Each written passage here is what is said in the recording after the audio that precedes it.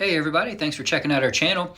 In today's video, I'm going to share with you some big updates that we have to our medieval Lego layout. Now, we've been very hard at work these last couple weeks, and we have added quite a few new elements to our table. Some one is a new tower that we have for our Black Falcon village. We've also finished a bridge for our table as well, and then we've been hard at work on adding some new housing for our minifigures also. And then last but not least, we've also been making some improvements to our medieval town square, and then also in working toward expanding our Lion Knight castle. Be sure to check out our previous videos on all of our builds for our table. Now, without further ado, let's go ahead and show you what we've been working on. Over the last couple weeks, we've really been working hard on trying to expand the two villages that we have on our table. And just like all villages, anytime you see rapid growth and expansion, you're going to see an increase in crime. So it was time for us to finally build a prison. And so we built a prison for the Black Falcons, and we found a great build by Tavernellos on Rebrickable. And what we built was about 90% what the plans called for. We had to make some adjustments with the pieces that we had, but it's a very nice build because we were able to use pieces left over from our castle that we had built using three sets of the 3-in-1 Creator Castle, and we were able to build this mostly with the pieces that were left over from that. This mock has a lot of really nice details to it. I like the fact that it's very utilitarian in nature. Not only is it a prison, but it also serves as a stable for the horses there. And there's a nice little place for the horse, and then also for a basket for food. And then there's also observation platform there as well before you get to the tower. Now, I've actually thought about maybe going back and changing this up a little bit and making it not a prison, but maybe just a tower. So just kind of changing the door out so that it looks more like a guard tower rather than a prison. But for now, we're going to keep it that way. It's a really nice build. It really fits well with the castle that we have, so we're pretty happy with it. Now, that's where it's going to eventually go. I still have some pieces to add there, but I want to kind of make it an extension of the castle itself eventually. In our last video, we were still waiting for some pieces to come in before we can finish this bridge, but our little guy there was able to get it done under budget and on time. So now both sides of the table are now connected by this nice little bridge here.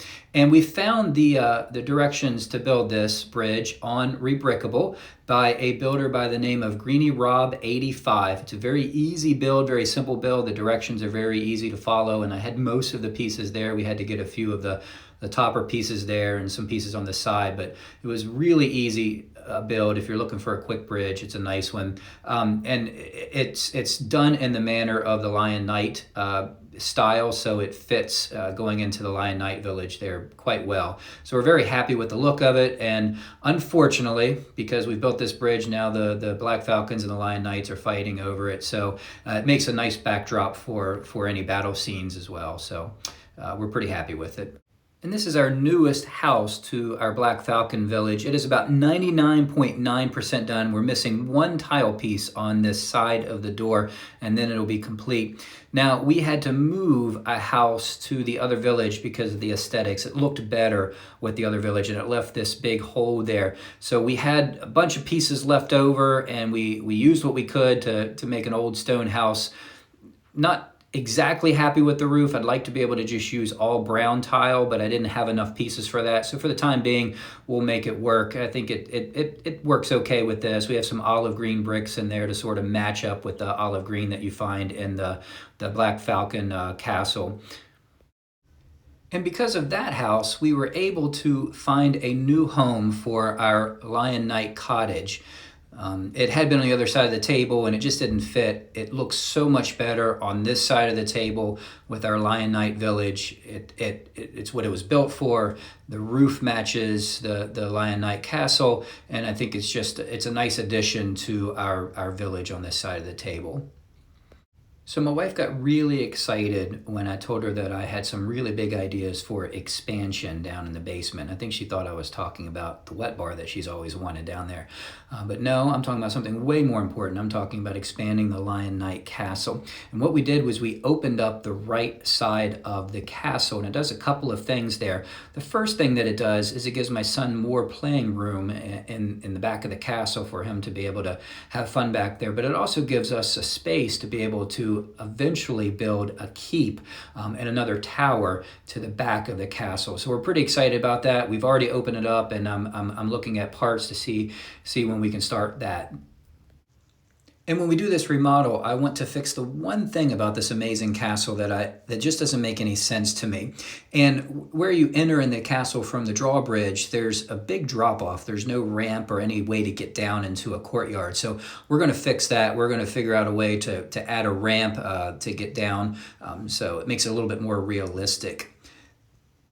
The last part of our remodel plans for our castle is to close up the living area. I like the way that it looks open, but I also like the way that it looks close. I want to have both. So we're going to close it up, and then I want to rebuild that entire living area, put it on the edge of the table, and it's going to be the entire width of our table. I think it'll look really nice and imposing that way.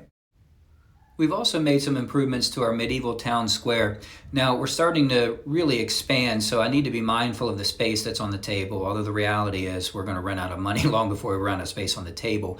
But I condensed the buildings, made them a little closer together, improved the road by adding a little curve to the road, make it a little bit more realistic. But I want to keep these buildings open because I really like the inside. I like the detail of it. But I didn't want them to just sit there on the edge without any use. So what we did was we sort of created a living space on the back side of the table behind the buildings there to make it to look a little bit more realistic. Even though it's not closed, you can still have fun back there. I wanted to make it look like a real living area. And one of the ways that we did this was to add a trail that extends back behind some of the buildings. It sort of makes that area look like it's actually part of the table and not just hidden from view. So adding those little trails back behind the print shop and also behind the old farmhouse there makes it connected to the rest of the village. So you can't close the buildings or you're not going to be able to see what's inside. So we did the next best thing with the pieces that we have, and that was sort of extend out the first floor. So there's the little tavern, and what we did was we just used bricks that are similar to build a floor and then add a few of the elements that you would find in a tavern and made sort of like an outside beer garden. And I know that's probably not the most historically accurate, but I don't really want to live in a world where there's no Lego beer garden. So we also did the same thing for our painter. So it sort of extends that living area out and it gives my son a little bit more room to play, but I think it looks nicer than just having some dead space behind the buildings. And then that's our last building that we just added. We did the same thing to that as well, added some elements to that you would typically find in a house and just extended out that first floor to make it look like it's part of the house. Well, that's everything that we've been working on, and I can't thank everybody enough for watching our videos and for supporting us. I'm not a particularly great Lego builder, so I'm kind of learning on the fly, and I'm just really enjoying doing this with my son, but I really appreciate the support that we're getting. It really means a lot. If you want to see more videos from us, go ahead and hit that subscribe button, and until next time, happy building.